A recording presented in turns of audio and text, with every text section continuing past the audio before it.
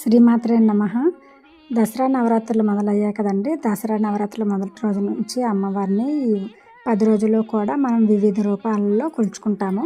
ఎవరి ప్రాంతానికి అనుగుణంగా వాళ్ళైతే అమ్మవారిని ఆ రూపాల్లో కొలుచుకుంటారు.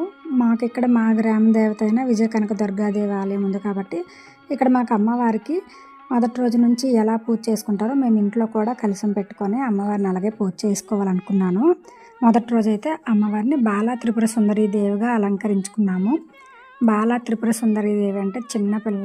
అమ్మవారు మన ఇంటికి చిన్నపిల్లలా ఈరోజు వచ్చారనుకోవాలి. ఆవిడని మనం చూడడమే చిన్నపిల్ల అనుకోవడమే, కానీ మన ముల్లోకాలన్నింటికి ఆవిడ జగన్మాత. ఈరోజైతే బాలా త్రిపుర సుందరీ దేవిగా మేము ఆరాధించుకొని ఆవిడకి ఇష్టమైన పులిహోర, గారెలు నైవేద్యంగా పెట్టి అమ్మనైతే చక్కగా పూజ చేసుకున్నాం. సాక్షాత్ అమ్మవారే ఈ నవరాత్రులు మా ఇంట్లో ఉంటానని చెప్పారు. అది ఎలా అన్నది నెక్స్ట్ వీడియోలో చెప్తాను.